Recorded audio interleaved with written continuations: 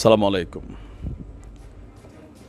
এই মুহূর্তে ধানমন্ডি ৩২ নম্বরে ব্যাপক ভাঙচুর চলছে, সেই দৃশ্য ইতিমধ্যে আপনারা দেখেছেন। আর এই ঘটনার প্রেক্ষাপটের পিছনে আরেকটা ঘটনা আছে। তবে এই ঘটনা দেখে আমার কাছে মনে হয়েছে যে মানুষ সময়ের কাছে ঋণী হয়ে যায়। যেমন ধরেন, আজকে ছাত্রদের হাতে এই মুহূর্তে ক্ষমতা আছে, তারা তাদের ক্ষমতার প্রয়োগ করছে। আওয়ামী লীগের কাছে একসময় ক্ষমতা ছিল, তারা তাদের ক্ষমতার প্রয়োগ করেছে।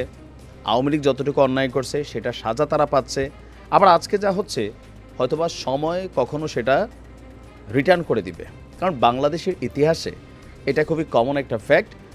আর একটা মেসেজ সবার জন্য ক্রিয়েট হচ্ছে যে তুমি যা করবা তোমার জন্য সেই পরিণতি একটা সময় ফিরে আসবে। এটা খুবই প্র্যাকটিক্যাল আজকের এই দৃশ্য দেখে আমার কাছে মনে হলো।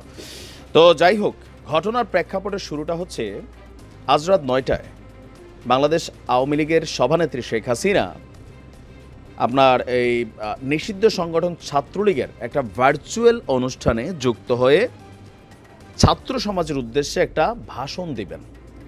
এই ঘোষণাটা দেওয়ার পরপরই হাসনাত আবদুল্লাহর আহ্বানে, বিভিন্ন ছাত্র সমাজের আহ্বানে, নেতাদের আহ্বানে আপনার সারা ঢাকা থেকে আমরা দেখলাম যে কেউ হাতুড়া, কেউ বাঁশ, কেউ লাঠি, আরও বিভিন্ন ধরনের দেশীয় অস্ত্রশস্ত্র, তারপর হচ্ছে যার কাছে যা ছিল, কেউ কেউ বুলডোজার নিচ্ছে। আমি এখনো বুলডোজার দেখি নাই, তবে বুলডোজার নাকি যাচ্ছে। ধানমন্ডি ৩২ নাম্বারকে গুড়িয়ে দিতে হবে। কেন? বঙ্গবন্ধুর অস্তিত্ব মিটিয়ে দিতে হবে। এখন ধানমন্ডি ৩২ গুড়াই দিলেই কি বঙ্গবন্ধুর অস্তিত্ব মিটা যাবে? অথবা আওয়ামী লীগ গত ১৬ বছর বঙ্গবন্ধুকে যেভাবে মানুষের মনে জোর করে ঢুকাইতে চাইছিল কিছু কিছু কাজে, তারা কি ঢুকাইতে পারছে? আজকের এই দৃশ্যকে সেটা বলে।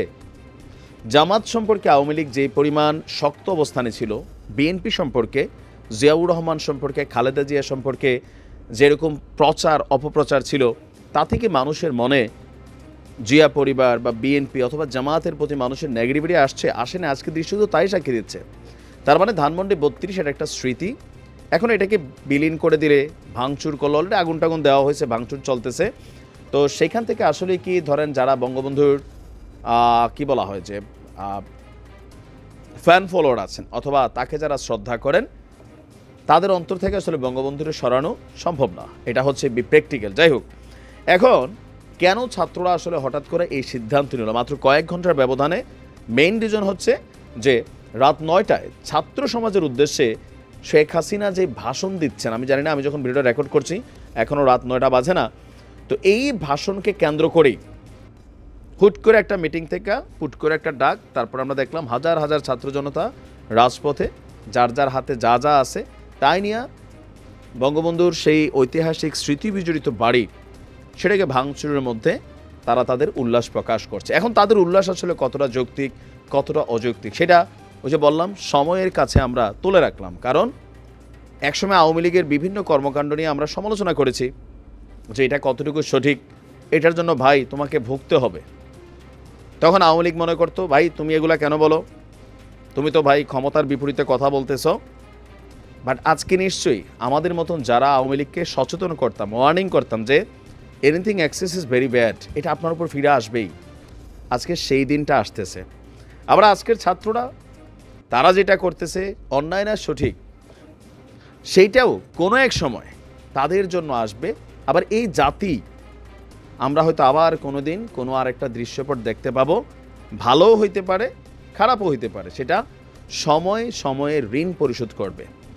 তবে এই ধরনের কর্মকাণ্ড যে মেসেজটা দেয়, শেখ হাসিনার উপর ১০০০ বার রাগ থাকতে পারে, কিন্তু বঙ্গবন্ধুর বাড়ি এভাবে ভাঙচুর করাটা, সেটা আসলে রাগের বহিঃপ্রকাশের অংশবিশেষ হইতে পারে কিনা। প্রয়োজনে শেখ হাসিনার যে গ্রামের বাড়ি আছে বা ওনার যদি কোনো পৈতৃক সম্পত্তি থাকে, সেখানে তার স্বামীর বাড়ির, এটা তো বঙ্গবন্ধুর আলাদা। এখানে একটা ক্ল্যাশ যেটা তৈরি হচ্ছে, এটা পজিটিভ হচ্ছে না, কোথাও না কোথাও এটা পজিটিভ না। এখন অনেকে মনে করবেন, ভাই তুমি এটা বলতেছো, হ্যাঁ না সেনা, কিন্তু আপনি দেখেন এই একই ঘটনা যদি কখনো আবার বিএনপির দিকে যায়, এই যে 5 বছর বিএনপি ক্ষমতায় আসবে, 5 বছর পরে বিএনপির দিকেও যাইতে পারে। কারণ আমাদের রাজনীতিবিদরা কথা শোনে না, এটা প্র্যাকটিক্যাল, নেতারা কথা শোনে না। তো চারদিক থেকে তো এগুলোই তৈরি হবে। ছাত্রদের এই কর্মকাণ্ডটা যদি ভালো হয়ে থাকে, অদূর ভবিষ্যতে তারা ভালো ফলাফল পাবে। আর যদি খারাপ হয়ে থাকে, আজকের দিনে যা ঘটছে এটা রিটার্ন হবে আরও খারাপভাবে। নিশ্চয় আওয়ামী লীগ বিষয়গুলোকে দেখছে, অনেকে হয়তো মুখ ফুটে এখন কথা বলবে না, চুপচাপ থাকবে, সময়ের অপেক্ষায় থাকবে। তো যাই করেন, মোট কথা একটাই ভাই, দেখেন আমরা সাধারণ মানুষ, আমরা কথা বলি, আমরা রাজনীতি নিয়ে এখনও নিজেদের পরিবার থেকে কেউরে এমপি মন্ত্রী বানানোর পরিকল্পনা নাই, আর এগুলোর মধ্যে কানেক্টিভিটি তো ওইভাবে যাওয়ারও পরিকল্পনা। শুধু এতটুকু বলি যে যা করবেন ভাইবা চিন্তা করবেন। মানুষের হাতে যখন ক্ষমতা থাকে, সে তার ভাবার যেই সেলটা, এটা আসলে থাইমা যায়। চোখের সামনে সব দেখে যে আমার, শেখ হাসিনা একসময় সব আমার দেখতো, ঘরে ঘরে আওয়ামী লীগ দেখতো, তিনি দেখতেন আওয়ামী লীগ, কিন্তু সব ছিল অ্যান্টি আওয়ামী লীগ। আজকে নিশ্চয়ই হারে হারে বুঝতে পারছেন, সময় বলে দেবে। ভালো থাকুন, আসসালামু আলাইকুম।